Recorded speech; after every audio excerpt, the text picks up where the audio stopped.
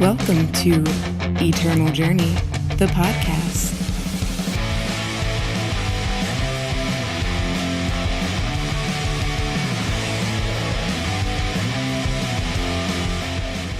What is up, everyone, and welcome to another episode of Eternal Journey, the podcast. I'm your host, Jedi, and on episode 2 today, we are actually going to be talking about the Petitions Limited Report. What I mean by this is we had the Petition Sealed event for the month of November, and I'll be discussing my pool, my deck, and and also including at least 7-win draft deck towards the end of the episode. First things first, want to say thank you for tuning in yet again. Valkyrie is actually not going to be on the show anymore. She recently came across some priority changes and stuff like that, new career choices, and so she won't have the time to be on the podcast, but we'll be trucking along. I may do this solo, I may find another co-host, we will see. Next, I want to thank our patrons out there at patreon.com/EJthePodcast. Thank you very much. It just gives a little something back for the show. If you keeps the lights on here and kind of shows your appreciation, you can pledge as little as $1 a month, and it makes a big difference to us. So thank you out there. And that's it. So let's go into, we skipped to do this, or we failed to do this on our first episode, but on this episode, we're going to continue on, which is we're going to go over our top 2 draft picks for Pack 1, Pick 1. Like I said, the show is going to focus on limited play and selecting the best card out of a pack. Sometimes the first pick, sometimes 3 or 4 picks in is going to could make the difference in your overall draft. So every show we're going to open up a pack, and I'm going to go over some of the cards that I think are key points and stuff like that, and give you my opinions on it. See if you agree or disagree. Definitely throw it in the comments. All right, so we're going to go through our commons, then our uncommons, and then our rare. Opening a pack here. First, we're going to have Sabotage. It is a spell, one and influence of Shadow. The enemy player discards a spell or attachment of your choice from their hand. Not really that exciting. Moving on, we have Rebuke for 2, green influence, silence and stun a unit. Not a bad card, but definitely not something I'm excited about first picking. It can take care of a troublesome big unit or some utility creature with unit, let's say flying and lifesteal or something like that. So it definitely is a card worth mentioning. Next, we have Obsidian Golem, which is 2/2 for 2 with a red and fire and shadow influence. And it pretty much is a 2/2 for 2, but then when it dies, you create an armor +2/+2 obsidian armor, so you can buff one of your other creatures or units. Not too thrilled about it. It's as a first pick, I'm hesitant to take a double influence card unless it's really, really beneficial, like it really impacts the board. This one really doesn't.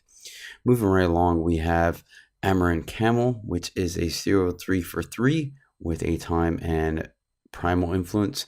When you draw a card, you gain 1. Not too excited about that. I mean, it could slow down, but once again, I'm not taking it unless it's the deck we want to be in. Next is a Flash Freeze, which is a fast spell for 3 with 1 primal influence. Stun 2 enemy units. It's alright. I think I would take Rebuke over Flash Freeze right now just because it is the silence effect versus stun. Now, if you are in the Skycrag aggro deck, Flash Freeze is extremely impressive, but not what we want to be taking right away. Next, we have Dust Hoof Brawler, which is a 5/3 for 5 with 1 red, 1 fire influence with Overwhelm. Just mediocre. It's a filler. Seek Power. Draw a sigil of your choice from your deck for 1. No influence. It's fine fixing. It's okay to take it in the first pick if there's nothing else in the pack going on, just because it keeps you extremely open. And lastly, we have Valkyrie Denouncer, which is a 3/3 flying revenge for 5 with a a justice and shadow influence. Not a bad card. 3/3 flyer for 5 is just slightly overcosted, but the fact that you're getting revenge with it so it can come back does make it a pretty decent card. It actually might be my front runner when it comes to the commons. Moving right along into the uncommons, we have Hidden Shiv, which is weapon for with warp, +1/+0 for 1. Not excited. Moving on. Roland's Choice is a spell for 5 with Argentport, which is Justice and Shadow Influence. Give one of your units +3/+3, or enemy units get a -1/-1. Haven't really had too much experience with this card. +3/+3 for 5 isn't bad. I think the -1/-1 to all enemy units might be a little more beneficial in most cases, especially if they're playing a type of Grenadin deck or something like that, or it changes combat math. But then again, it's not a fast spell, so that's something to consider.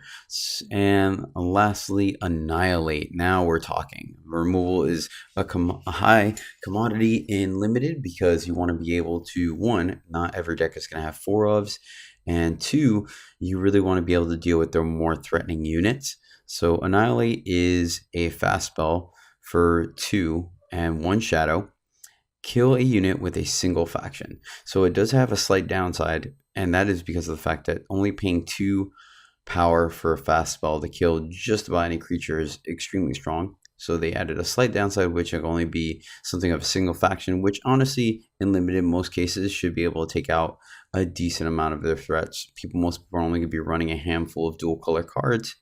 So Annihilate is the front runner so far. Moving on to our rare, we have a spell, Hall of Lost Kings.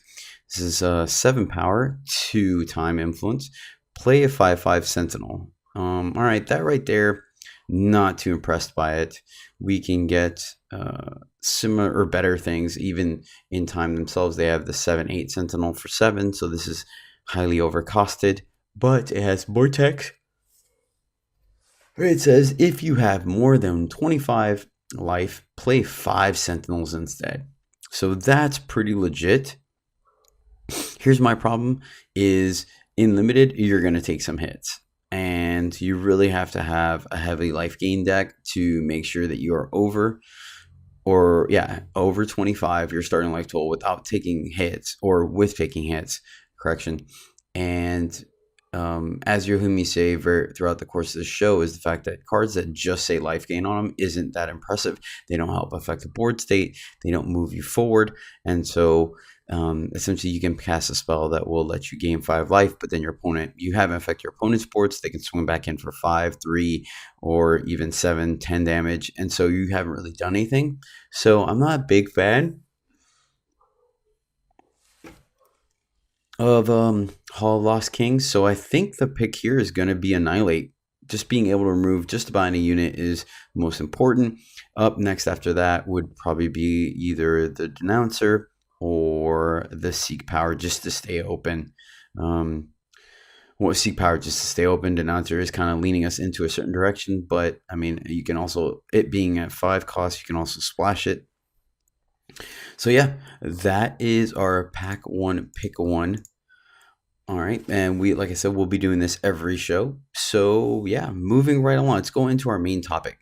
So we're in December now, and we just finished shortly ago the Petitions limited event or sealed event, where you open up various packs, a total of 8 packs of a certain type of booster, and you build a deck with that sealed pool. It's a little slightly different from draft. Versus draft, you get to pick a card from each pack and pass it. This one, you're getting your entire pool right off the bat. You have to build the best you can with that. So I made the mistake. I didn't save my entire pool, so I apologize for that. I will do it for the December event, which is Defiance, and I'll be streaming that as well. But I ended up looking around, and what ended up happening is I had a ton of flyers in Primal, and nothing very exciting in Justice or Fire for me that I felt. And I came into this with kind of the MTG mentality, where sealed is typically slower than drafting, because of the fact that you kind of have to build with what you got. So you might not necessarily have all the tools you need in one specific color. I apologize. It is way early in the morning for me. I'm trying to do this before heading to practice. So I'm not really quite sure. I had my coffee and everything, but such is life. Anywho, so I looked around. So Primo had the most flyers. The only problem is because we were going once again off of that, the aggro plan might not be the best. I wanted to look for a little more late game because my Primal was not. So I looked around and found that Time actually gave me um, two Sentinels, Sentinel Sentries, which is, or Subterranean, I'm sorry, Subterranean Sentries, which is the 7/8 Sentinel for 7 with only one time influence. So that was great. Really easy to splash these. And then one Pillar of Amar, which isn't uncommon. It's a 5/5 for 7, which we established in our pack one pick one. That's not really exciting. That is overcosted, especially when I just mentioned the Sentry. But it has it has Empower. It has a special ability of Empower, which means anytime you play a sigil, something will happen. And here you play a 5/5 Sentinel. So there I felt like it gave me great inevitability because once I played it, I would be able to, every card in my deck would be live, whether it is a unit or a sigil will just give me another 5/5, and I can essentially wear my opponent down on the ground, overwhelming them. So I decided to go with Primal for my early game. It's kind of linking up flyers because I had stuff. I had two Honored Skyguard, which is the 2/2 for 2 flying. For 2 primal, and then an ultimate, pay 2 and discard a card to give Honored Skyguard +1/+1 and draw a card. So you're cycling a card essentially, i.e. discarding a card but drawing a card, and you're getting a 3/3 flyer. I had two of those. I had one Wild Cloud Snake, which is a 1/1 for 2 flyer, but every time you play another unit with flying, it's a +1/+1. I had the rare Cloud Snake Harrier, which is a 3/3 for 3, 2 primal influence, flying, and all your spells get a deal an additional 1 damage. So we're talking about 2/2 flyer for 2 and a 3/3 flyer for 3. That already can run away with the game, which I ended up doing once or twice. If I went Honored Skyguard into Cloud Snake Harrier, if my opponent didn't have an answer, I was just hitting for 5 every turn in the air, and it was tough for them to catch up to that. I also ran 2 Storm Crashers, which is a 2/2 for 3 flyer, and I could pay 6 ultimate, pay 6 to give it a +2/+2, turning into a 4/4 flyer. So I felt that those cards were enough to put me in Primal and just kind of out-evade my opponent. If the game stalled out, then I had my Sentinels to kind of bring it back late game. The issue I had with the deck is I had no removal. Minimal combat tricks. I think I had 2 of the Shaman deal 2 damage, which isn't exciting. And I had 1 bounce spell in Time. So I ended up deciding, because Sealed is slower, quote unquote, and splashing for Shadow. And Shadow, I ended up playing 1 Execute, which destroys an exhausted unit, a 1 Cut Ties, which is a 6 power spell to destroy any creature, and then an Amethyst Ring. I liked Amethyst Ring because I felt like it kind of gave us another level of inevitability. I did also have the Radiant, that when you gain a life, you make a 1/1. And so with that, I had a pseudo combo in there where if I had both the Amethyst Ring, which you activate it for 3, it deals 1 damage to your opponent and you gain 1 life. I comboed with that. I was getting a 1/1 every turn to block for infinite days and stuff like that. Overall, the deck was, on paper, looked good, but it actually wasn't all that impressive, believe it or not. When I went into the games, let's go week 1. Once again, I don't have too detailed of a tournament report. I've done a much better job. For example, I did the standard EQC Defiance. I did a great tournament report on that. You guys will probably be getting that in the next podcast. But that is constructed. We were talking about limited. So on week 1, I went 7-3. I thought the deck was pretty strong. Like I said, so I feel there it was more about me running away with my flyers than was inevitability with my time. But if I did kind of race my opponent initially, where they thought we were both going aggro and I was going in the air, they're coming to the ground, because obviously I had very little in early blockers because I was primarily paying the cost for flyers, so they're understated. Sometimes my time came through and kind of gummed up the board enough to where I was able to get through with flyers or finish them on with amethyst ring. Going into week 2, I believe that might have been where I opened up another Storm Chaser or something like that. I don't remember exactly what additions I made. I do remember I ended up not seeing anything particularly great in the other colors, decided to stay with Time and Primal, splashing just lightly for Shadow. Ended up going 5-5 the second week, so I wasn't too impressed. I do remember kind of just feeling like I had to block more with my flyers than I did get to swing in with them, or my opponents just opening up 2 extra packs. They had more removal to deal with my flyers, and so my deck wasn't quite getting there as much. Made a key point about Pillar of Amar. I would always try to, even though it is a 7-drop, drop it on 8 or with 7 with a sigil in hand, because there's no worse feeling than paying 7, playing your pillar, expecting to take over the game, and then they kill it with 0 value. So you took up your own turn just to die or just to lose it, versus if you drop it on 7 and then play a sigil immediately, you're getting 10 worth of stats for 8 or 7, considering how you want to take it. So that's significantly better, and then you don't feel as bad when they do kill the pillar. That being said, it's also good. It's nice the fact that it runs so late in the game that you have the chance to exhaust the removal prior to playing it. And you just can. If you end up playing it and they don't answer it, like you end up just taking over the game, because every sigil in your deck now is going to become a 5/5, which is huge. So yeah, so once again, my record would 12-8 coming out of week 2. Going into week 3, open up 2 more packs. I believe I got the shadow removal spell. Can't say I remember exactly what it was. The off the top of my head, it's like the one with Nightfall. I want to open it up real quick, but let me look it up real quick for you guys. I want to make sure. I know it's 4 power. I'm going to fill Extinguish. There we go. So Nightfall, kill unit with 4 or less. Once again, easily splashable with only 1 Shadow Influence. So I added that to the deck. I think I might have swapped the ring out. I wasn't too impressed with the ring. Being 3 to play it and then 3 to activate it for just a 2-point swing didn't seem like enough in most games. So it ended up taking a back seat. And this is when I started to kind of not get there. People started to have more removal. They had more answers.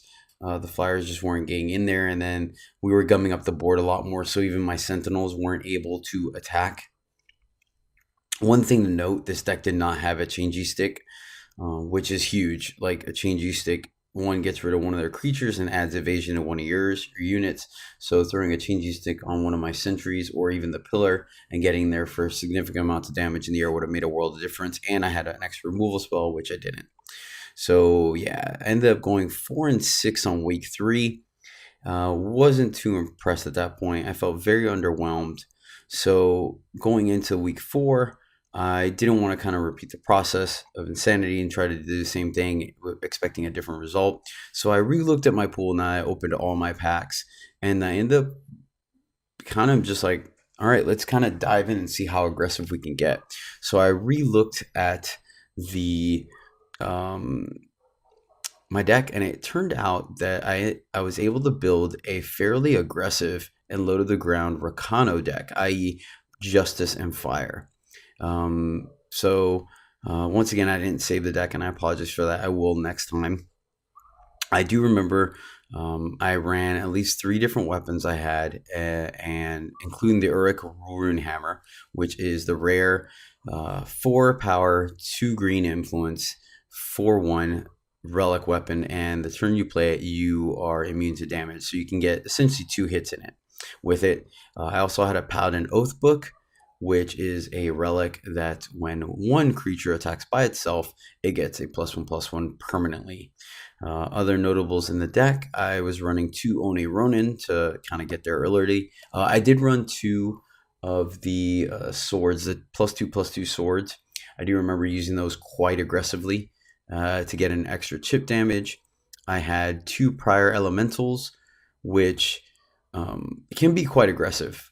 Getting them off on turn 3, for example, hitting them with a temper and then casting a prior elemental is huge. I also was running 2 Strength of Many, which both comboed off as well as good as combat tricks, removing one of their creatures, keeping my guy alive. But also, if one of my smaller creatures got through and they weren't blocked, I could Strength of Many them and kind of going for the kill, which I remember doing at least 2 times. So this aggressive deck ended up being way more impressive than my Xenon, I believe. No, Primal and Time. Ellison? Yeah, I'm still learning the names. Some of them come easier to me than others. Ellison, I think that's it. So ended up doing 7-3 week 4. So it could have been a little bit better, but so we finished off this season, Petitions November season, 23-17. It was that third week that really cost us a really solid record. I didn't play all my tiebreaker games. It just depends. I played a couple at a time when I was in the mood for it, but eventually I got kind of burned out on the deck and wanted to go back to drafting and trying to climb the ladder, especially being later in the week or in the month. So I ended up winning 18 tiebreakers, and I don't play all 40. I think I played about 25 of them. So a significantly better record. I don't know how many people were goofing off in tiebreakers and not really paying attention. A lot of the games I just stole because people were trying to get too greedy, and if they stumbled, my deck was just so aggressive that I just crushed them. So yeah, that was the report for Petitions, the sealed event, which was November 2018. Wasn't my best showing in limited, but I was kind of impressed just at the ability to essentially kind of throw away straight up removal, which I am very hesitant to do, and rely on combat tricks. And just realize that even though it's sealed, maybe it was because of the amount of packs we opened, but I was just able to go very low to the ground and steamroll a lot of opponents and steal wins because they just were trying to, they didn't have enough 2-drops, they didn't have enough 3-drops, and things like that. So something to definitely consider looking at when you guys open up your future pools. One last thing I wanted to do is I wanted to touch on a notable draft deck that I drafted this week. I'm not quite sure if I'm going to do a podcast every week or a podcast every other week yet. It kind of depends on what kind of content and the feedback I'm getting back from you all. So, so one of the decks I ended up going is a Rakano deck, and I ended up going Rakano mainly because the rares pushed me into Justice, and I ended up taking 4 Ani Ronin this draft. It was pretty impressive. I ended up taking 1 kind of early just because it ended up being the best pick in the pack, but I was like, you know what, let me just see how low I can get, and I ended up drafting 3 more of them, and believe it or not, the Ronin is extremely impressive just because it guaranteed, having 4 of them guaranteed, then I had 1 turn 1. And sometimes when opponents didn't have a way to deal with it for 2 turns, like that means it essentially became a 4/3 because I pumped something else 2 times or pumped 2 other things 1 time. A couple of notable things about the deck. So the 4 Oni Ronin, I also managed to pick up 2 saddle ups. That's the other thing that put me in a Rakano. Was the fact I took a saddle pretty late in pack 1. I want to say somewhere around 7th or 8th pick, which told me that the computer is either undervaluing these or it was just open. I took the second one kind of early. I remember that. Combat tricks, I took 1 rampage. I could have taken a second one, but I ended up grabbing something else over it. 1 torch and 1 fiery fissure, and then an Ijin's Choice. I liked it just because it has a little bit of diversity. Mainly I used it as the +4, but occasionally I did kill and a weapon attached to something. The most expensive I went so low to the ground on this. I went this aggressive that the highest casting cost creature I have is actually 2 units at 4. I have one Reconguagulator, just because you're still getting 4/4 with the stats. Recogulator. There you go. I don't know why that was difficult for me. And then Valkyrie Militant, which is a flying 2/2 for 4. When you play a weapon, you gain 2. Not very impressive, but I just want another flyer. So notable rares, I picked up a Vanquisher's Blade, which is a 2/2 weapon for 2. Double green or Justice Influence cards can't leave enemy void, which isn't that important and limited, but Spellcraft 3, play Vanquish. So it buffs one of my creatures and it's a removal spell. 2 Welding Torches are a little pricey at 7 to get the torch, but this deck was so aggressive that I needed something to do with my extra power, and so the ability of just reaching out, either being a pseudo removal spell or reaching out and tagging my opponent for some extra damage, was huge. 1 Ornate Katana and 1 Peacekeeper's Helm, which I absolutely love just because it buffs a creature as well as playing Rebuke, which we mentioned earlier does have its bonuses. So once again, Vanquisher's Blade was a rare. Valkyrie Enforcer, 3/3 for 3 flying, summon silence another unit for 2 justice, is a fantastic card. Deals with one of their troublesome creatures, deals with a flyer, and lets me still get in there. And then Bullet Shaper didn't really do much work as far as the discard a spell to get +2 power. I mainly had it because it cleaned up my influence, made sure I hit my justice influence, as well as just being a 2/3 for 2, which is just fine. I did have 5 Grenadins, so I ran 1 Scrap Hound because there were a couple games where I was able to just essentially turn it into a 6/6 pretty early, and then my opponent had to waste a lot of resources to deal with it. Nothing else in the deck really of note. I did manage to pick up 1 Shugo Standard. I wish I would have picked up a second one. I remember passing it at some point, just because Shugo Tactic +4/+4 or +4/+2 and Overwhelm this turn at fast speed is just huge. It's so good. It wins combat. It gets damage through it. So having those is great. I ended up still running 17 power just because of the Welding Torches. And I really didn't see a reason to cut one. Actually, never mind. I did cut one because 18 is the standard. So I take that back. I was so low to the ground that I was comfortable cutting 1 power, going 8 fire, 7 justice, and then 1 granite waystone and 1 Shugo Standard. So 10 red and 7 green. And the deck ran great. Ended up going 7-2, I believe, with it, or 7-1. One of the two, I don't remember. But it outperformed. I was just very low to the ground, very aggressive. So the game or games I lost was because the opponent had an early game, was able to stabilize, or they had a really good lifesteal that I couldn't combat. But the rest of the time, I just kind of got there. It's like you get in there for early chip damage, and once the opponent starts getting low and they're really on the defensive, you kind of capitalize by sacrificing maybe 1 or 2 creatures to get in more and more damage, and at the end, you just kind of sneak in. So the deck was exciting. I had a lot of fun playing it. Aggro decks are fun because you just can steal wins and limit it. And by I mean steal wins is if your opponent stumbles on power, they miss a power drop, or they just decide to be too greedy with their cards and skip like 1, 2, and 3 drops, and they're all 4 and 5 drops. You just overwhelm them. And so, yeah, you get a lot more wins than you would sometimes when you're playing more control-y decks. Sweet. Well, that's going to wrap it up. We're going to call it a show here. A short and sweet one. I hope you all enjoyed it. Definitely check us out on social media. You can catch this podcast on YouTube as well as SoundCloud and iTunes. Share it with your friends if you are into Eternal. We are going to continue to talk about things limited. I am going to do a breakdown of all the color pairs. I just decided to stagger it a little bit to get this out to you in a timely fashion since Defiance is coming out soon. We will be doing a set review on that as well.